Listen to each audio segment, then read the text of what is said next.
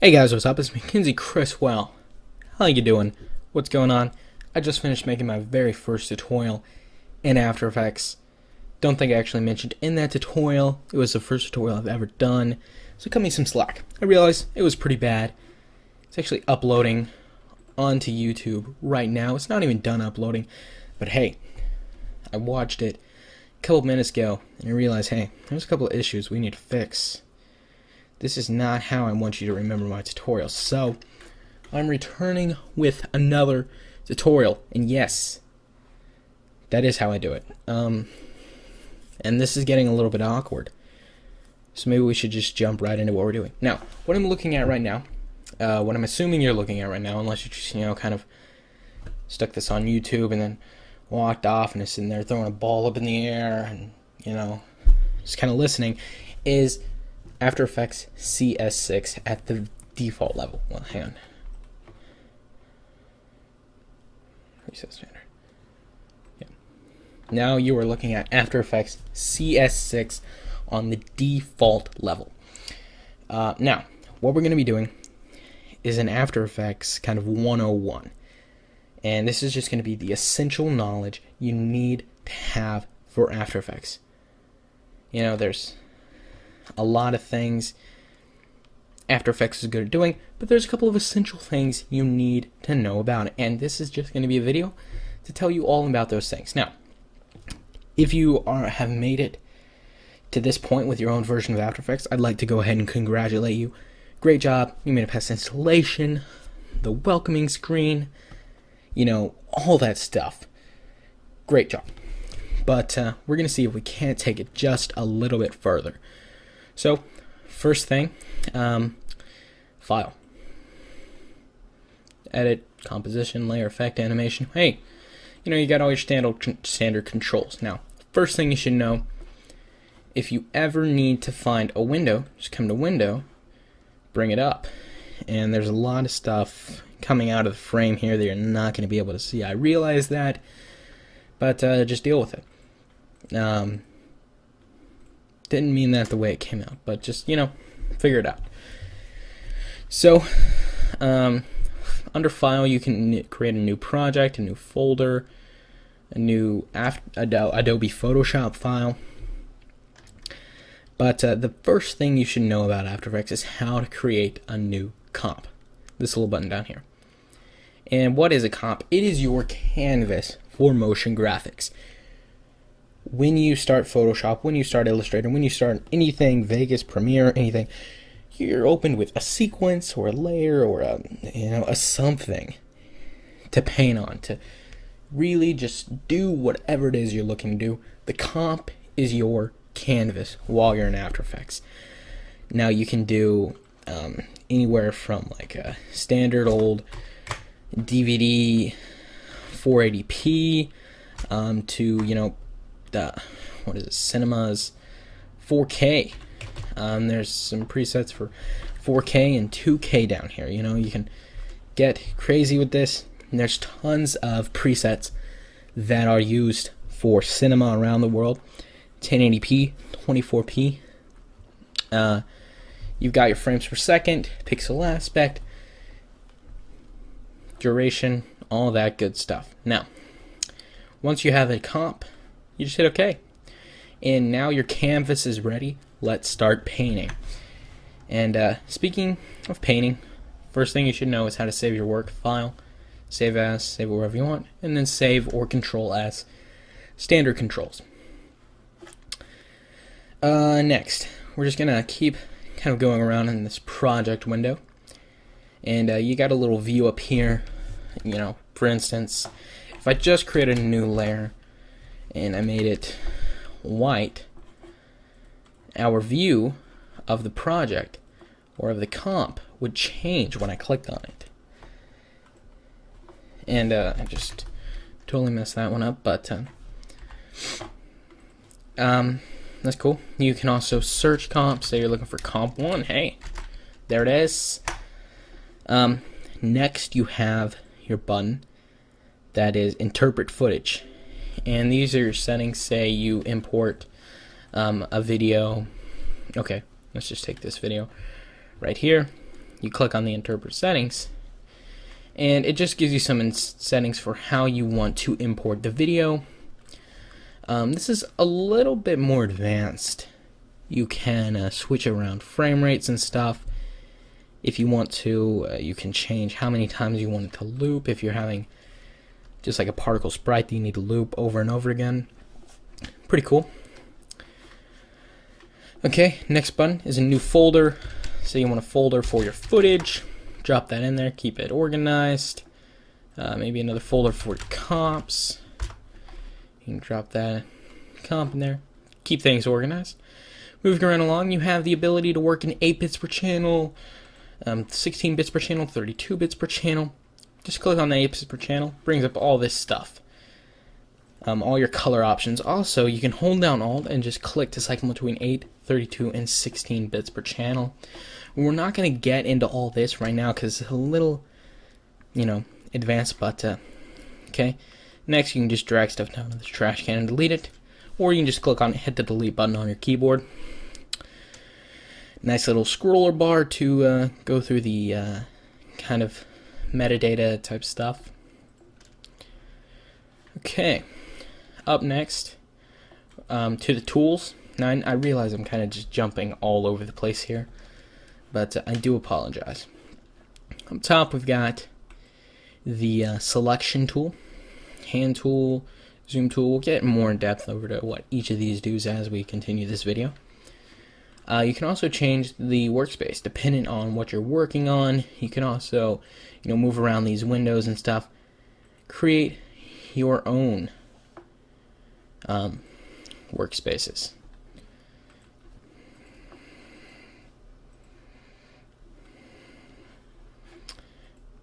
Me personally,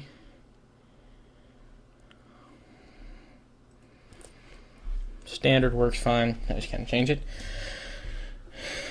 Also, you can search help. Say you want to know how to do motion tracking, you type in motion tracking, you hit enter, and go searching all over the interwebs for something to help you out. Up you've got your info palette. Shows you, oh, there it is. Hey, already trying to help us out. Great. Got a lot of stuff over here. These are just your different windows. We're not really going to get too far into those.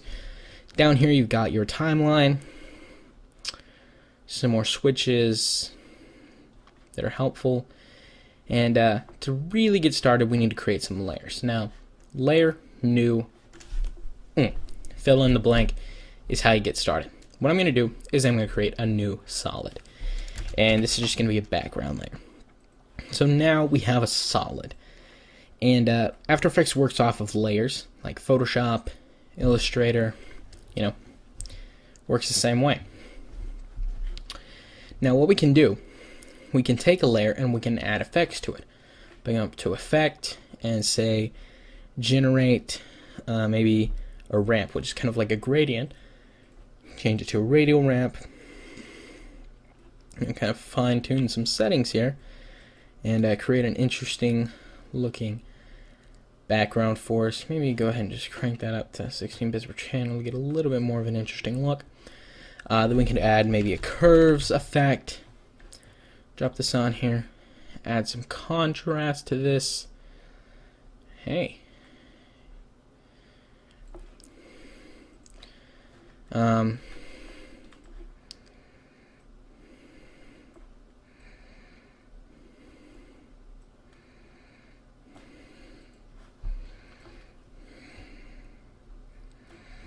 And do something interesting like that very quickly.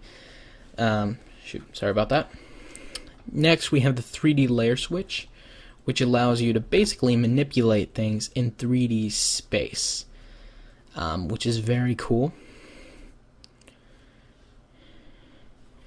You have motion blur, and you also have to have the motion blur turn on for the comp, which is basically, say we move the position.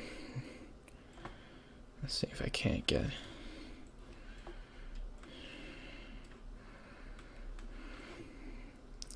one of these frames. We should get some motion. So you can see there's some motion blur here as we roll through these frames. Not the best example ever, but that's just a little bit of something. You also have the draft 3D, which is just kind of a lower quality 3D just to help you work. You have the little navigation. You've got the shy switch, and the shy switch is very handy when you're working with a lot of layers. You hit this button over here, and then when you push the shy switch, it disappears. You don't have to worry about those selected layers. Next, you have frame blending. Not really going to get into that. We've already gone motion blur. You've got brainstorm, which again, not going to touch on. You've got auto keyframe, and the graph editor, which allows you to edit keyframes through a graph. For example, we have some movement here, and let's see. I don't know if this is picking up on our graph at all, but you can edit it, smooth it out, whatever, using this. Now, that's about it for the timeline.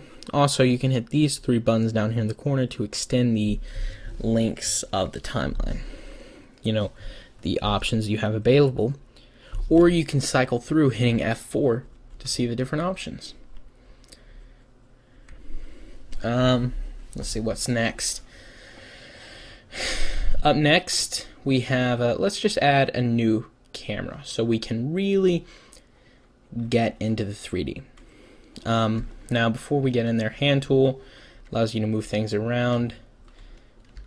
The zoom tool obviously allows you to zoom in. You can also just roll the mouse wheel.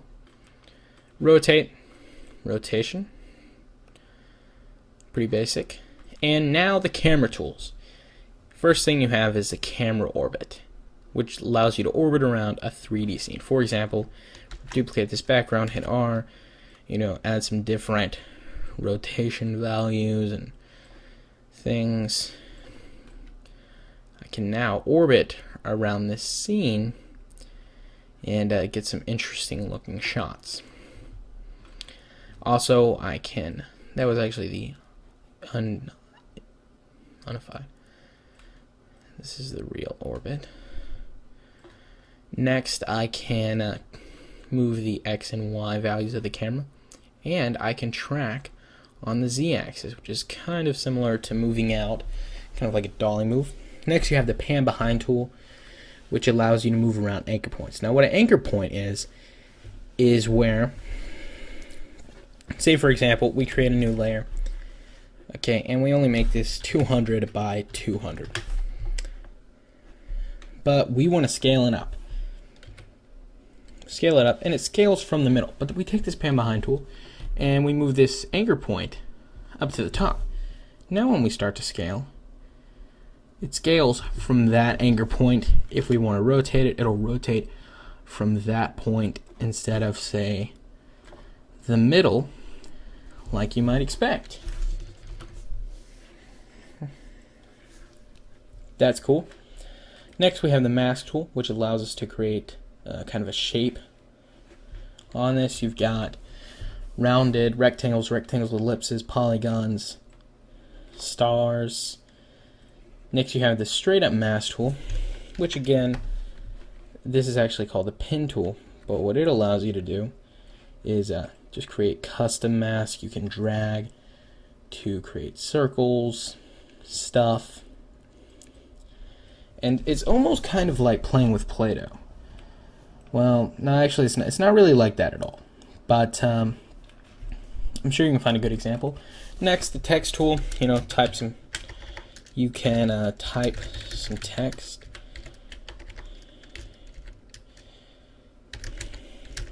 If you can spell that right. But, of course, I can't, so we're just going to leave it alone. Bring that up. Type some text, if you can spell that right. Next, we have our brushes, which are very similar to the brushes inside of Photoshop. We open this up, and you can see we can take our brush tool and select a brush. Just start drawing. So let's take, gonna be one of these presets. We should be able to just start drawing, actually. The roto brush.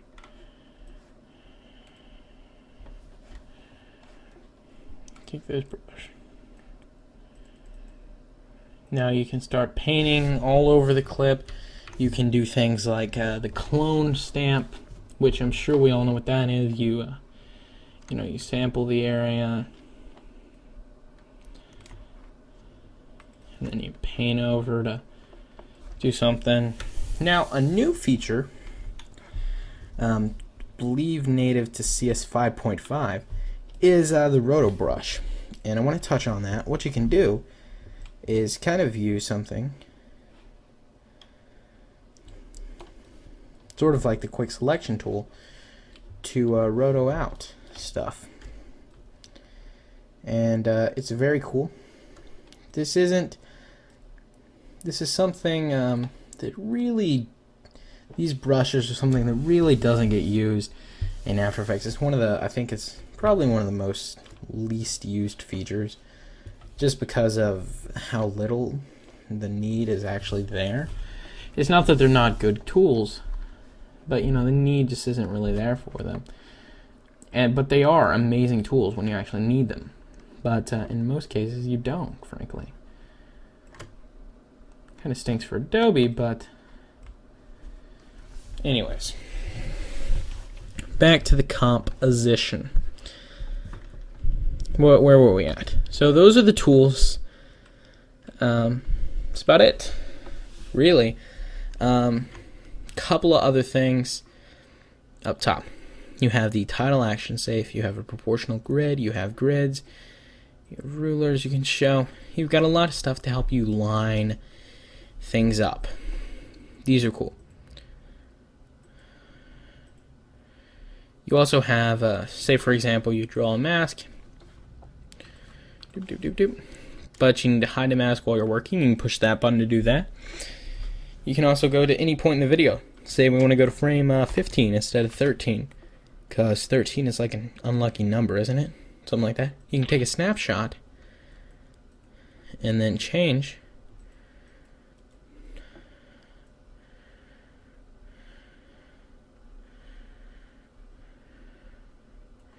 Toggle in between your snapshot and your actual video.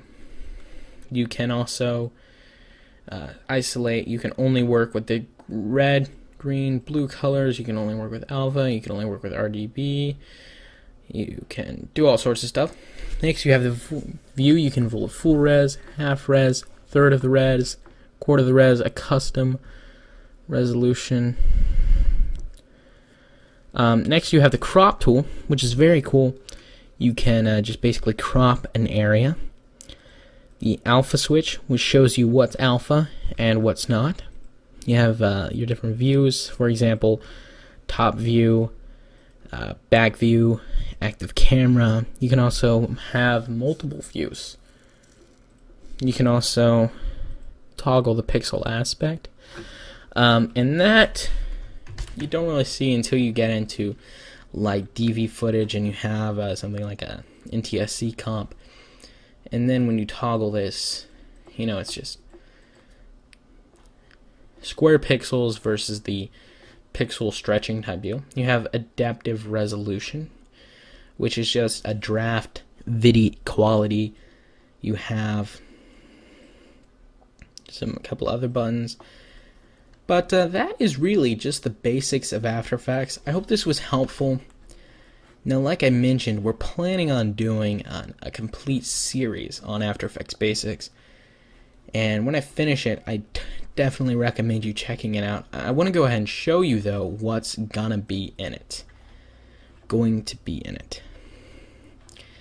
And we're going to be using After Effects CS6. Now, here is what it is. It's, you know, really. And this is what's going to be on the internet.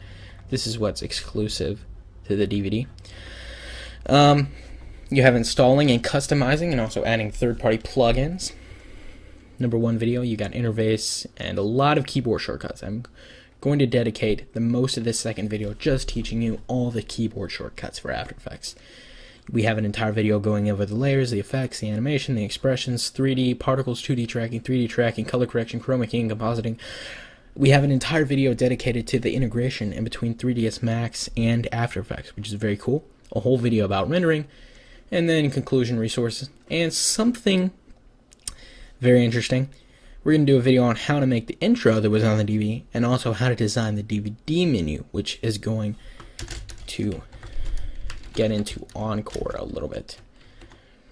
And then online tutorials 1 through 10, which is the tutorial I just put up, the tutorial I'm making right now, plus the next 8 that I make.